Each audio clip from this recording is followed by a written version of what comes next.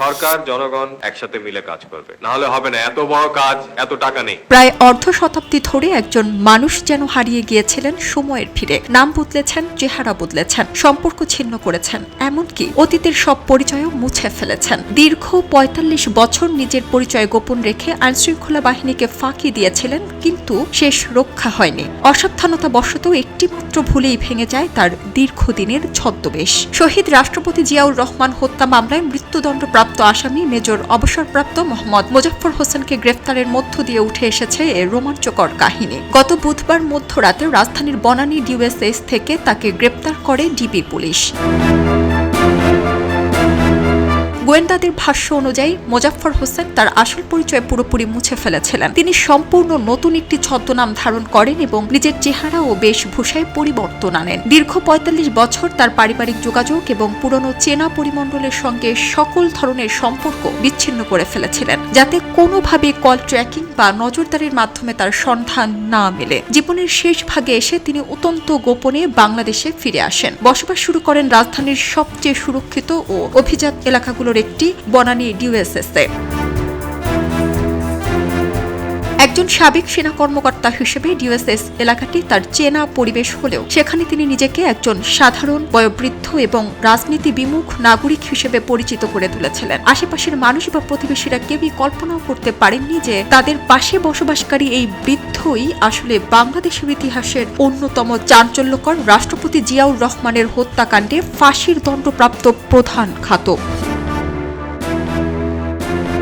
গ্রেপ্তারের আগে কয়েক মাস ধরে চলেছে নিখুঁত পরিকল্পনা। তদন্তকারীরা প্রথমে তার মেয়ের কর্মস্থলের সূত্র ধরে শুরু করেন অনুসন্ধান। তার মেয়ে বেসরকারি টেলিকম প্রতিষ্ঠান এয়ারটেলে চাকরি করেন। কয়েক মাস ধরে মেয়ের কর্মস্থল এবং গতিবিধি পর্যবেক্ষণ করার পর একটি নির্দিষ্ট বাসা শনাক্ত করা হয়। বাড়িটি চিহ্নিত করার পর ডিবি কর্মকর্তারা বেশ কিছুদিন ধরে দূর থেকে লক্ষ্য রাখেন এবং ছদ্মবেশের সার্বিক পরিবেশ ও মোজাফফরের উপস্থিতি নিশ্চিত হওয়ার চেষ্টা করেন। গোয়েন্দাদের কাছে মোজাফফরের শারীরিক বৈশিষ্ট্যের একটি ক্লু আগে থেকে নথিবদ্ধ ছিল। তার নাকের ঠিক নিচে একটি আঁচিল বা তীর সদৃশ কালো দাগ রয়েছে। বয়স ও চেহারার পরিবর্তন হলেও সেই চিহ্নটি বদলায়নি। অভিযানে যাওয়ার আগে গোয়েন্দা কর্মকর্তারা এই চিহ্নটিকে তাদের প্রধান শনাক্তকরণ সূত্র হিসেবে নির্ধারণ করেন।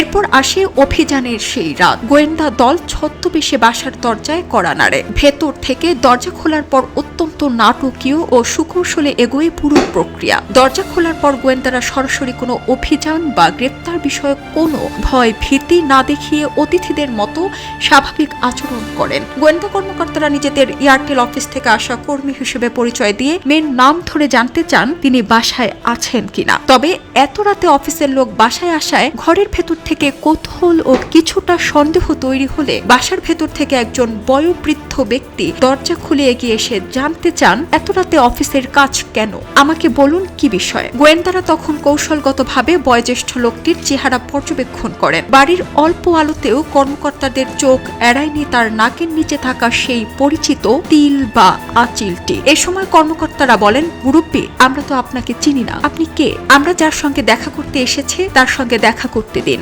সরল বিশ্বাসী এবং কিছুটা আত্মবিশ্বাসের সঙ্গে সেই ব্যক্তি উত্তর দেন, আমি মোজাফফর, মেয়ের বাবা। এই একটি বাক্যই যেন ৪৫ বছরের পলাতক জীবনের ইতি টেনে দেয়। মোজাফফরের মুখ থেকে একথা শোনার পর আর এক মুহূর্ত সময় নষ্ট করেননি ডিবির চৌকস দল। পলকের মধ্যে পকেট থেকে বের হয়ে আসে হ্যান্ডকাফ। এরপর মোজাফফরের 2 হাত বন্দী হয়ে যায় ডিবির শিকলে। সেই সাথে চোখের পলকে দীর্ঘদিনের ছদ্মবেশী ও সুচতুর পলাতক আসামির হাত জোড়া অবরুদ্ধ হয়ে পড়ে আইনের খাঁচায়।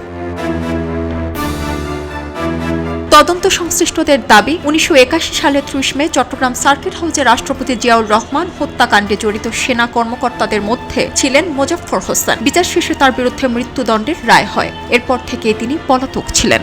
খবরের কাগজ, নিখাত, নির্ভীক, নিরপেক্ষ।